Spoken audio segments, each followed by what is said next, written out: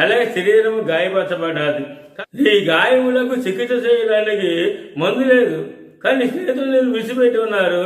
తర్వాత విషయాలైతే ఎవరు కూడా విచారించేవారు ఎవరు కూడా లేరు. అంటే నువ్వు ఎలా ఉన్నావు, ఏ స్థితిలో ఉన్నావు, నువ్వు ఆరోగ్యంగా ఉన్నావా లేక ఆరోగ్యంగా క్షీణించిపోయిందా, నీ జీవితం ఇప్పుడు ఎలా ఉన్నదని పరిశీలన చేసి నీ జీవితం ఇప్పుడు ఎలా ఉన్నదని అడిగేటువంటి వారు నీ స్నేహితులు వారు ఎవరు లేరంట. ఎందుకు తెలుసా? వారందరూ నేను విడిచిపెట్టి ఉన్నారు.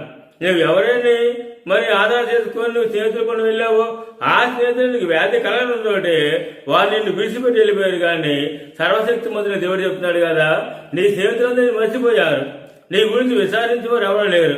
అయినప్పటికీ నేను స్వస్థపరుస్తున్నాను.